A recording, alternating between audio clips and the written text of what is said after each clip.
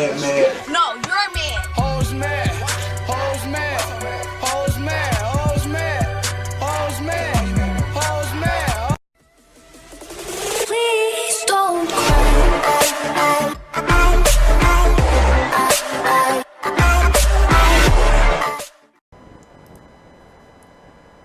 What is up, YouTube? It is JuliusModz. Today I'm bringing you guys a new tutorial for JTAG RGH.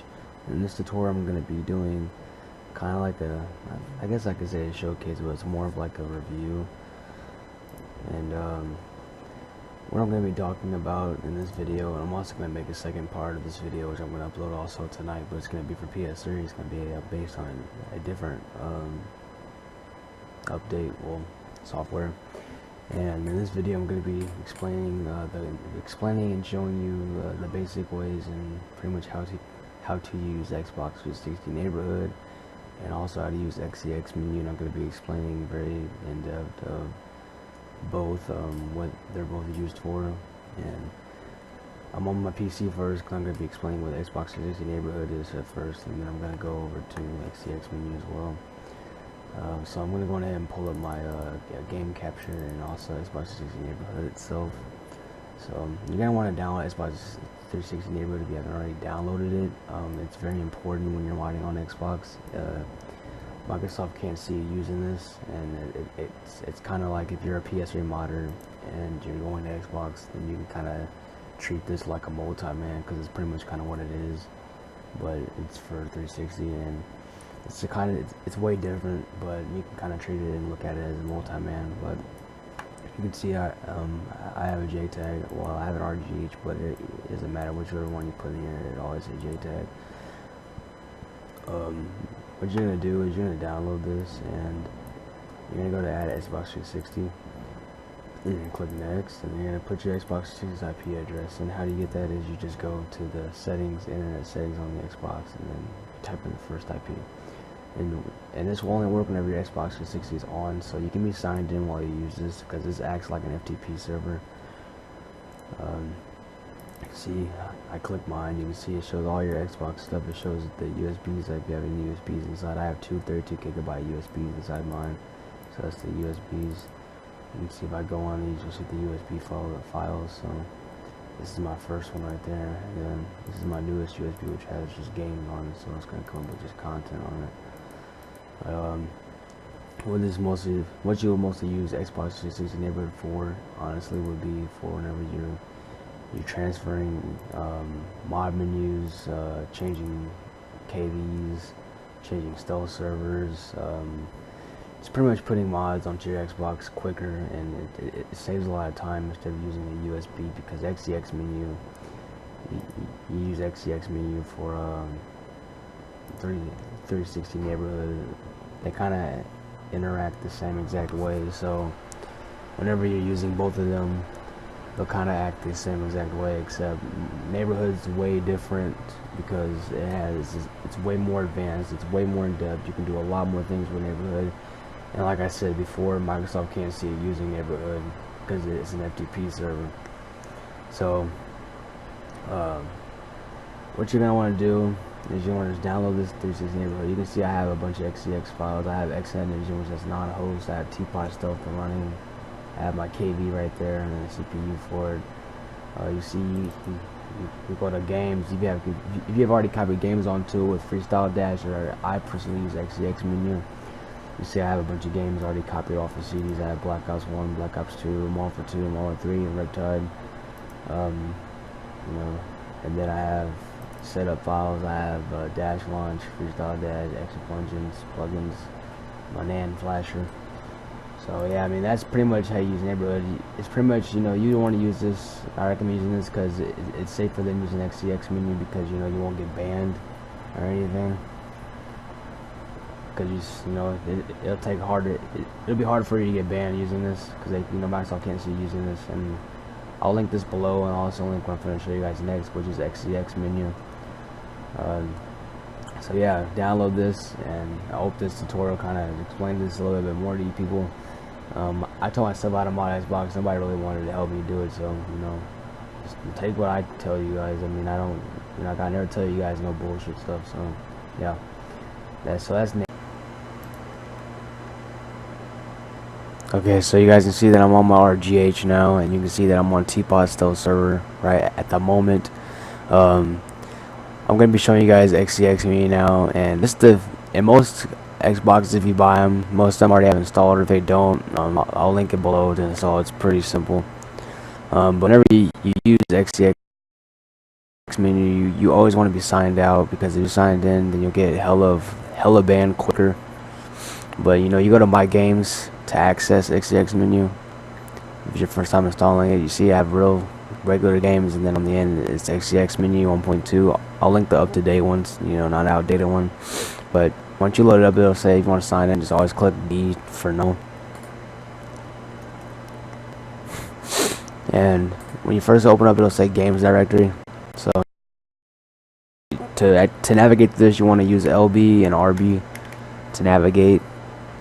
LB will take you to the configuration where you can see you can change the skin, but for some reason my skins don't change when I choose them. I don't know why, but yeah, you see that it shows your IP address for your Xbox, your CMC version, your sensors, your CPU, it's direct discover only, default, .xex, auto extract games, enable skin, auto scaling, and then you keep pressing RB. If you have any USBs already inside your JTAG, you'll see that your USBs will start coming up. And to get to like the hard drive and stuff, you just want to press X and then scroll down with the D-pad to hard drive 1, and then you'll see that you'll see a lot of stuff that you saw through neighborhood. You can see this is all the same stuff. It's just the hard drive way of getting to it, which just takes way longer to load up games this way.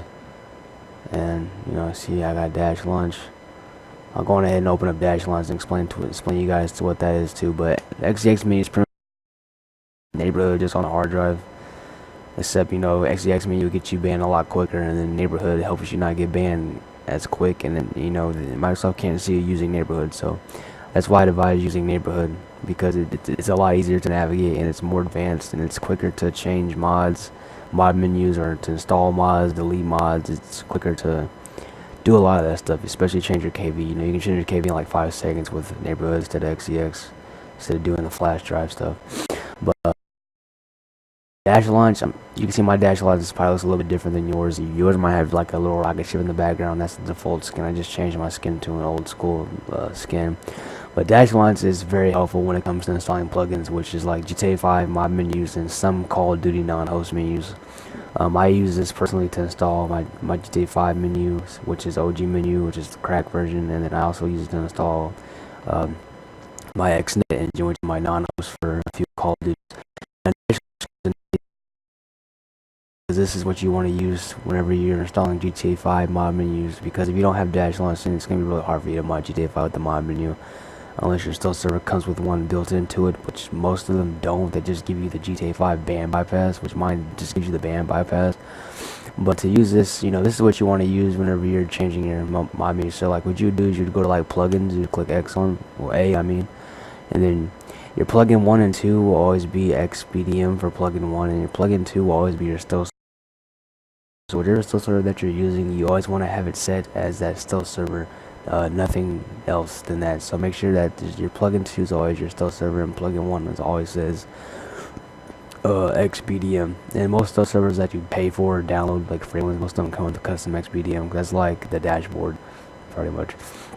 And then plugin 3 will always be a GTA 5 menu, or in this case, I have a non-host menu for Call of Duty enabled. So you want to use RT tools at the same time, then just set your plugin 4 and 5 as mine. Put plugin 4 JRPC and plugin 5 XDRPC, because that makes the tools run a lot quicker. If you need these plugin files, I'll also link a download for these plugin files. These are used for RTM anyways, for tools for GTA 5 and Call of Duty. And then I'll link X in the engine below. It's free. It got leaked and it's very overpowered for Call of Duty. And I'll link a free stealth server below that's pretty good. It's Xbox Online.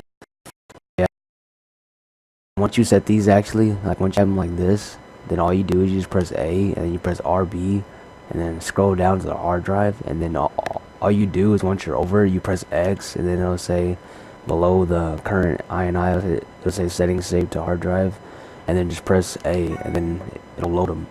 You always want to do that. You always want to go down to the hard drive, hover over, and then press X and A, and then once you do that, then they'll always be saved, and then you can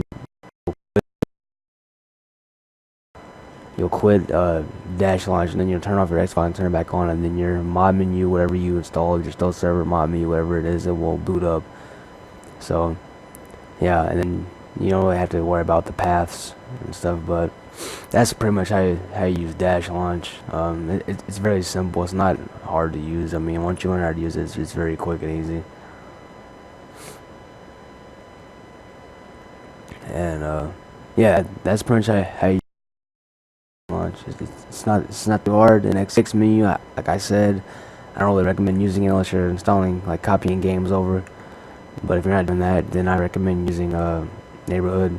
It's a lot quicker, it's a lot easier. I'm gonna try to wrap this video up a little bit, so if you're a PS3 modder, be looking out for my PS3 videos. I'm gonna have something very similar to this. This episode's gonna be about Control Console API. It's gonna be about multi-man rebuild toolbox. So if you're a PS3 modder and you're new, well, and let me know in this comment section below what Xbox tutorial videos I should make, because I kind of know a lot about Xbox. Shockingly, it's only been like about a month, but I learned a lot. I taught myself a lot. So just let me know if you guys want to see below tutorial wise for Xbox 360 and the PS3 both. And it's been JuliusModz. I appreciate all my new subscribers and all my old subscribers. You guys mean a lot to me. Personal goal is 10,000 subscribers, so if I can reach that by the end of this year or by the beginning of next year, I'll appreciate it. So yeah, I will see you guys in